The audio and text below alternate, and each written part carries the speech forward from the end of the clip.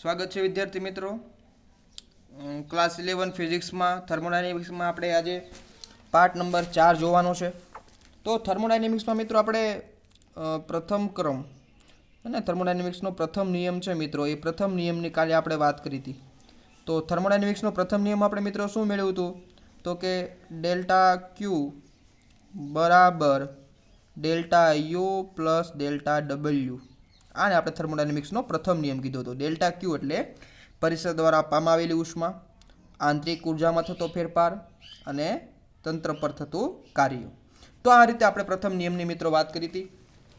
પ્રથમ નિયમ પરથી આપણે મેળવ્યું હતું કે સમતાપી પ્રક્રિયા હોય જ્યારે આદર્શ વાયુ માટે જ્યારે સમતાપી પ્રક્રિયા હોય ત્યારે મિત્રો આપણને સૂત્ર શું મળ્યું હતું? ડેલ્ટા ક્યુ બરાબર ડેલ્ટા ડબલ્યુ, મતલબ જેટલી કાર્ય છે, જેટલી ઉષ્મા છે એનું કાર્યમાં રૂપાંતર થાય છે.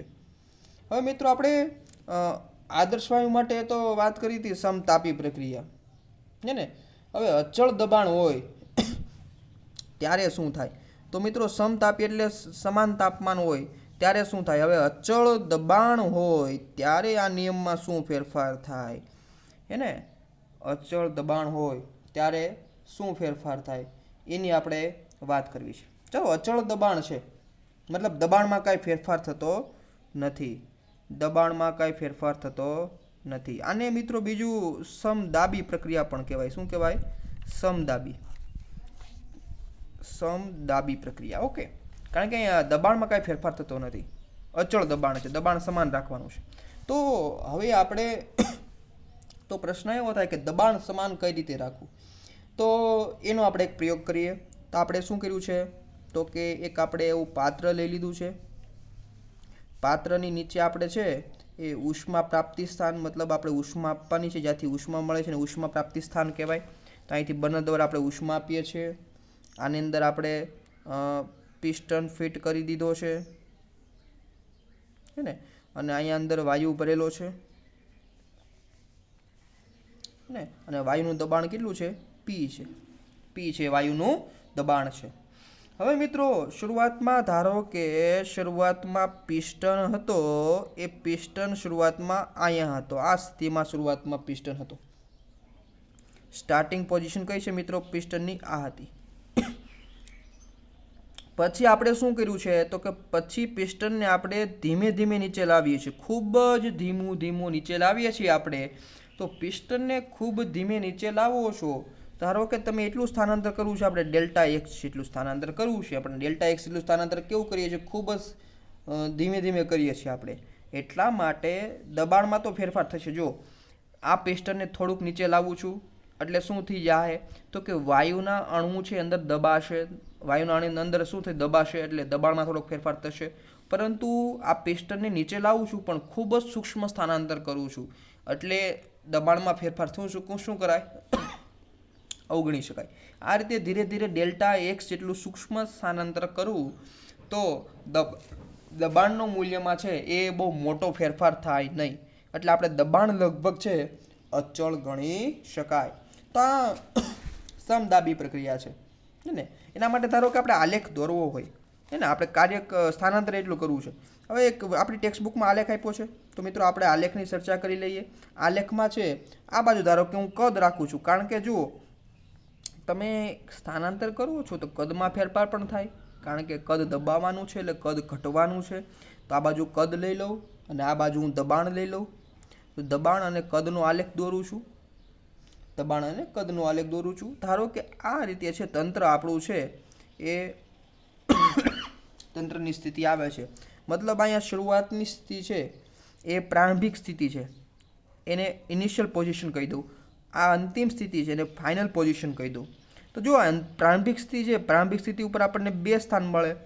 અહીંયા પ્રારંભિક દબાણ મળે એટલે પીઆઈ કહી દઉં. અહીંયા છે એ શું મળે? તો કે પ્રારંભિક કદ મળે, એને વીઆઈ કહી દઉં. આવી રીતે અહીંયા અંતિમ સ્થાન છે, અંતિમ સ્થાન ઉપર છે એ દબાણ મળે એટલે પીએફ કહી દઉં, સામે અંતિમ કદ મળે એટલે વીએફ કહી દઉં. તો જો મિત્રો આપણને બે સ્થિતિ મળે છે, પ્રારંભિક દબાણ છે, અહીંયા અંતિમ દબાણ છે, અહીં પ્રારંભિક કદ છે અને અંતિમ કદ છે, હે ને. તો આ રીતે મિત્રો આપણે ધીમે ધીમે છે ઇનિશિયલ સ્થિતિમાંથી અંતિમ સ્થિતિમાં લઈ જઈએ છીએ, પણ દબાણનો ફેરફાર જે અહીંયા થાય છે એ બહુ સૂક્ષ્મ છે, એટલે એને શું કરાય, અવગણી શકાય, એટલે સમદાબી પ્રક્રિયા કહેવાય. તો મિત્રો હવે સમદાબી પ્રક્રિયા માટે મારે હવે સમીકરણ લખવું છે. તો સમીકરણ લખવું હોય સમદાબી પ્રક્રિયા માટે તો આપણે કાર્ય ગણવું પડે, કારણ કે અહીંયા કાર્ય થાય છે. તો કાર્ય ગણવું છે તો કાર્ય બરાબર આપણે ખબર છે બળ ગુણ્યા સ્થાનાંતર. સ્થાનાંતર કેટલું કરીએ છીએ, ડેલ્ટા એક્સ જેટલું. કેટલું કરીએ છીએ સ્થાનાંતર, ડેલ્ટા એક્સ જેટલું. હવે આપણને ખબર છે એફ એટલે શું છે, બળ છે. શું છે, બળ છે. હવે બળને હું આમ પણ લખી શકું, મને એક સૂત્ર પણ ખબર છે, એફ બરાબર પી ઇન્ટુ એ થાય, કારણ કે દબાણ બરાબર એફ ના છેદમાં એ, આ સૂત્ર આપણને ખ્યાલ છે. તો આમાંથી મેં એફને કરતા બનાવ્યો તો પી ગુણાકારમાં શું થાય, એ થાય. તો એફની જગ્યાએ લખું છું અહીંયા પી ગુણાકારમાં એ અને ગુણાકારમાં ડેલ્ટા એક્સ. હવે જો અહીંયા ક્ષેત્રફળ ગુણ્યા અંતર છે, આ ક્ષેત્રફળ છે ને અંતર છે, અને ક્ષેત્રફળ ગુણ્યા અંતર હોય તો આપણને ખબર છે શું કહેવાય, કદ કહેવાય. તો ક્ષેત્રફળ ગુણ્યા ડેલ્ટા એક્સ એટલે હું કરી નાખું P into delta V. P into delta V. જો અહીં કદમાં થતો ફેરફાર છે, કારણ કે જો ક્ષેત્રફળ ગુણ્યા અહીંયા સ્થાનમાં થતો ફેરફાર છે અને આપણે ડેલ્ટા વી કીધું છે. તો ડબલ્યુ બરાબર આપણને મળ્યું પી ડેલ્ટા વી. કાર્ય કેટલું મળ્યું, પી ડેલ્ટા વી. અને અહીંયા ડેલ્ટા ડબલ્યુ લખી શકાય, કારણ કે સ્થાનાંતર સૂક્ષ્મ લઈએ છીએ તો કાર્ય સૂક્ષ્મ લઈએ, ડેલ્ટા ડબલ્યુ.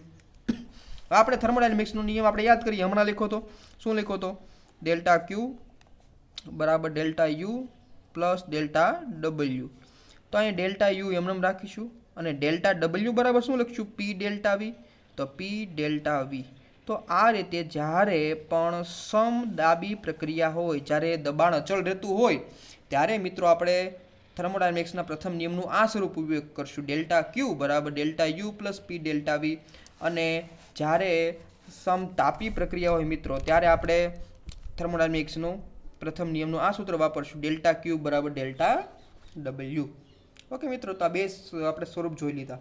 હવે મિત્રો આપણે આગળ વાત કરીએ. હવે બે ત્રણ ટોપિક મિત્રો આપણે એવા છે જે આપણે આગળના ચેપ્ટરમાં ભણી ગયા છે, તો એનું આપણે ફટાફટ રિવિઝન કરીશું.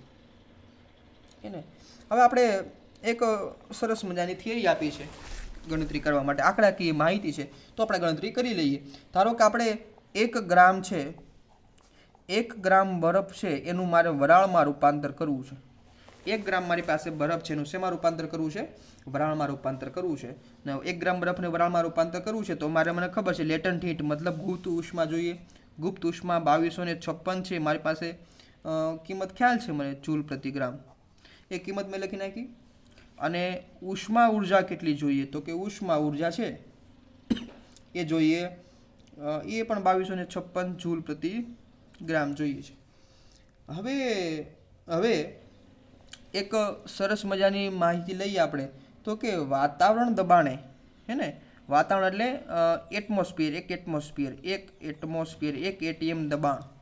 તો વાતાવરણ દબાણે 1 ગ્રામ પાણીનું કદ કેટલું છે, તો કે 1 ગ્રામ પાણીનું કદ હોય એ 1 સેન્ટીમીટર ક્યુબ હોય. કેટલું હોય, 1 સેન્ટીમીટર ક્યુબ હોય. અને આ જ છે, આ જ 1 ગ્રામ શું છે, પાણીની વાત કરી છે. મેં કોની વાત કરી છે, 1 ગ્રામ પાણીની વાત કરીશું. પણ આ જ પાણી જ્યારે વરાળમાં રૂપાંતર થઈ જાય, શેમાં રૂપાંતર થઈ જાય, વરાળમાં, ત્યારે તેનું કદની વાત કરું, ત્યારે તેનું કદ મિત્રો વધી જાય, કારણ કે એને ઉષ્મા ઉર્જા મળે અને અણુની ગતિ ઉર્જા વધે તો કદમાં શું થાય, વધારો થાય. ત્યારે એનું કદ કેટલું થઈ જાય છે, 1671 સેન્ટીમીટર ક્યુબ થાય છે. મતલબ કદમાં ફેરફાર થાય છે. પહેલાં કદ એટલું હતું, પાણી સ્વરૂપે હતું, ત્યારે બરફમાં રૂપાંતર થાય ત્યારે કદ કેટલું થઈ જાય છે, વધી જાય છે. એ તો આપણને ખ્યાલ છે. તો કદમાં થતો ફેરફાર ગણી લઉં, ડેલ્ટા વી. કદ અંતિમ કદ કેટલું હતું, તો કે અંતિમ કદ આપણને ખ્યાલ છે ને, અંતિમ કદ આપણે આ ગેસનું એટલે વાયુનું કદ, અને આ આપણે પાણીનું કદ, પાણી એટલે લિક્વિડનું કદ, બંનેનો આપણે તફાવત લઈએ. આ 1671 માઇનસ કેટલા છે, 1 છે, તો 1671 માઇનસ 1, અને એનો એકમ છે સેન્ટીમીટર ક્યુબ. તો 1671 માંથી 1 જાય તો આપણને ખ્યાલ પડે 1670 સેન્ટીમીટર ક્યુબ. અને સેન્ટીમીટર ક્યુબને તમારે ધારો કે મીટર ક્યુબમાં ફેરવવા છે તો 1670 મીટર સેન્ટીમીટર એટલે 10 ની -2 ઘાત. તો 10 ની -2 ઘાતનો ઘન છે એટલે 2 તેરી 6 10⁻6 ઘાત અને સેન્ટીમીટરની જગ્યાએ શું આવી જાય મીટર ક્યુબ. તો આ રીતે આપણે એને ડેલ્ટા વી ગણી લીધું. હવે મિત્રો આપણને ખ્યાલ છે કે અહીંયા દબાણ તો અચળ રહેશે. દબાણ કેવું રહેશે? અચળ રહેશે. તો ચાલો દબાણ અચળ રહેતું હોય તો કાર્ય હમણાં આપણે સૂત્ર જોયું હતું.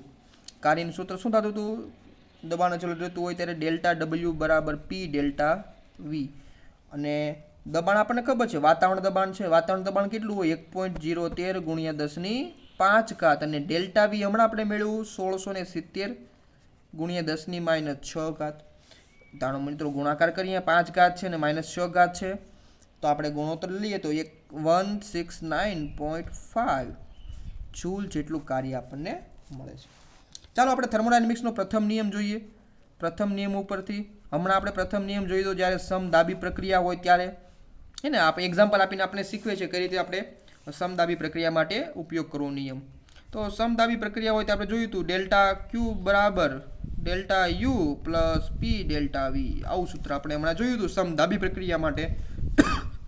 તો હવે જો આમાં આ પ્રક્રિયામાં આપણને પી ડેલ્ટા વી કાર્ય ખબર છે અને ઉષ્માય ખબર છે. તો ડેલ્ટા યુને કરતા બનાવીએ તો અહીં ડેલ્ટા ક્યુ છે 2256 આપણે પહેલાં લખ્યા હતા અને આ કાર્ય આપણને કેટલું મળ્યું તો કે 169. અહીંયા 5 ની જગ્યાએ 2 આવે છે તો અહીં 2 તો બેની બાદબાકી કરીએ તો આપણને 2086.8 જૂલ. તો આંતરિક ઉર્જામાં કેટલું રૂપાંતર થયું જે ઉષ્મા આપીએ છીએ એનું તો કે 2086.8 જૂલ. આમ આપણને આંતરિક ઉર્જામાં એટલી આંતરિક ઉર્જા વપરાય છે હે ને. મોટા ભાગની ઉર્જા શેમાં વપરાય છે? આંતરિક ઉર્જામાં વપરાય જાય છે. તો હવે આપણે આગળ વાત કરીએ મિત્રો. જો આપણને આના પછીના જે 2 પ્રશ્નો છે તો એમાં આપણને ખ્યાલ જ છે આપણે આગળના ચેપ્ટરમાં એનો આપણે અભ્યાસ કરી ચૂક્યા છીએ. થોડી માહિતી લઈ લેવું તો શું કીધું છે એમાં? તો આગળનો પ્રશ્ન આપણને મિત્રો આપ્યો છે ઉષ્માધારિતાનો. શેનો આપ્યો છે? ઉષ્માધારિતા. તો કે પદાર્થની ઉષ્માધારિતા. અને આપણે આનો અભ્યાસ પહેલા પણ કરી ચૂક્યા છે. ઉષ્માધારિતા એટલે પદાર્થની ઉષ્મા ગ્રહણ કરવાની ક્ષમતા. અને ઉષ્માધારિતાનું સૂત્ર પણ કીધું હતું. ઉષ્માધારિતાને આપણે એસ કહીએ તો છેદમાં તાપમાન અને ઉપર ઉષ્મા. આને શું કહેવાય? ઉષ્માધારિતા. શું કહેવાય? ઉષ્માધારિતા ને પદાર્થ દ્વારા આપવામાં આવેલી ઉષ્મા અને તાપમાનમાં થતા ફેરફારનો ગુણોત્તર. આને શું કહેવાય? ઉષ્માધારિતા કહેવાય. અને આનો એકમ પણ આપણને ખ્યાલ પડી જાય. ઉપર ઉષ્મા છે એનો એકમ જૂલ પ્રતિ તાપમાન છે એનો એકમ કેલ્વિન. જૂલ પ્રતિ કેલ્વિન. અથવા આવું કોકને ન લખવું હોય તો જૂલ છે એનો બીજા કેલરીમાં પણ એકમ છે જૂલનો એકમ. તો જૂલનો એકમ કેલરી અને છેદમાં કેલ્વિન. તો આ રીતે આપણે વિશિષ્ટ ઉષ્માધારિતા વાત કરી હતી. અને વિશિષ્ટ ઉષ્માધારિતા પદાર્થની જાત ઉપર આધાર રાખે, દળ ઉપર આધાર રાખે હે ને, તાપમાન ઉપર આધાર રાખે. તો આ રીતે પદાર્થની ઉષ્માધારિતા જોઈ. પછી પદાર્થની વિશિષ્ટ ઉષ્માધારિતા પણ આપણને ખ્યાલ છે. પદાર્થની વિશિષ્ટ ઉષ્માધારિતા. તો પદાર્થની વિશિષ્ટ ઉષ્માધારિતા વિશે પણ આપણે ખ્યાલ મેળવ્યો હતો. પદાર્થની વિશિષ્ટ ઉષ્માધારિતાને આપણે શું એના વડે દર્શાવતા હતા? સ્મોલ એસ વડે. શેના વડે? સ્મોલ એસ વડે બરાબર કેપિટલ એસના છેદમાં એમ. કેપિટલ એસના છેદમાં એમ. અને કેપિટલ એસ એટલે પદાર્થની ઉષ્માધારિતા. અને ઉષ્માધારિતા એટલે આપણને ખબર છે ડેલ્ટા ક્યુના છેદમાં ડેલ્ટા ટી અને ગુણાકારમાં એમ. અને બીજી વ્યાખ્યા પણ આપણે આપી હતી પદાર્થની વિશિષ્ટ ઉષ્માધારિતાનું. તો કે પદાર્થની વિશિષ્ટ ઉષ્માધારિતા એટલે 1 કિલોગ્રામ પદાર્થનું તાપમાન છે એ 1 ડિગ્રી સેલ્સિયસ વધારવા માટે જરૂરી ઉષ્માને વિશિષ્ટ ઉષ્માધારિતા કહેવાય. તો આપણે અહીંયા આ સૂત્ર મળી ગયું. આમાં ધારો કે કોઈક ક્યુની ગણતરી પણ આપણે દાખલા પણ એના ગણ્યા હતા. ડેલ્ટા ક્યુને કરતા બનાવીએ તો ડેલ્ટા ક્યુને કરતા બનાવ્યો તો શું થાય? એમ ડેલ્ટા ટી સામે જાય તો અહીંયા m into S into delta T. અને પદાર્થને આપણે વિશિષ્ટ ઉષ્માધારિતા ગણતા હતા. અને આપણે દાખલા પણ ઉદાહરણના દાખલા આપણે મિત્રો ગણી લીધા હતા હે ને. વિશિષ્ટ ઉષ્માધારિતા પણ આ પણ વિશિષ્ટ ઉષ્માધારિતા છે. પદાર્થનો પ્રકાર કયો છે હે ને, પ્રકૃતિ કેવી છે, પછી એનું તાપમાન ઉપર દળ ઉપર આધાર રાખે છે, દળના જથ્થા ઉપર આધાર રાખે છે. પછી આના પછી બીજું મિત્રો આપણે વાત કરી હતી મોલર વિશિષ્ટ ઉષ્માધારિતા છે નહીં, આ બધું યાદ દેવડાવું છું. આપણે આ ચેપ્ટરમાં લખવાનું છે તમારે બધાએ, ને આગલા ચેપ્ટરમાં બધું ભણી ગયા છીએ. મોલાર વિશિષ્ટ ઉષ્માધારિતા.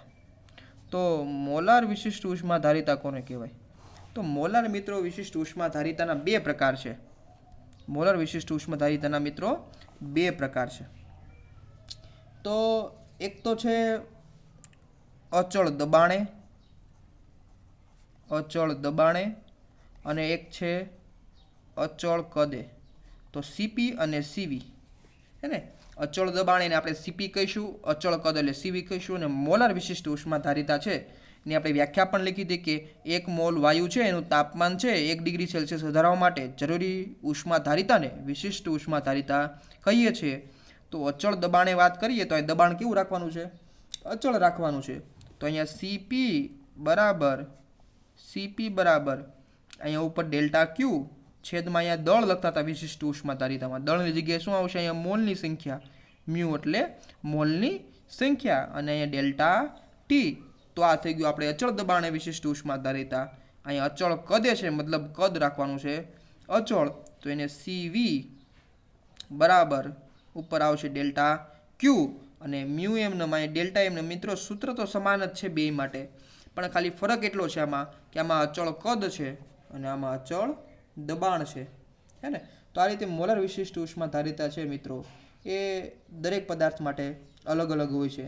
અમને સૌથી ઓછી જોઈએ તો સૌથી ઓછી મોલર વિશિષ્ટ ઉષ્માધારિતા કોની છે? તો કે કાર્બનની. એમાં કોષ્ટક આપેલું છે મિત્રો, એ કોષ્ટક તમારે દોરવાનું નથી, પરંતુ તમારે એમાં જોવાનું છે કે કોણ વધારે છે અને કોણ ઓછું છે. તો કાર્બનની મોલાર વિશિષ્ટ ઉષ્માધારિતા છે એ સૌથી ઓછી છે હે ને, સૌથી ઓછી મળે છે. અને સૌથી વધારે જોઈએ કોષ્ટકમાં, તો કોષ્ટકમાં સૌથી વધારે સીસુ છે જે એની વિશિષ્ટ ઉષ્માધારિતા મોલાર વિશિષ્ટ ઉષ્માધારિતા સૌથી વધારે દેખાય છે.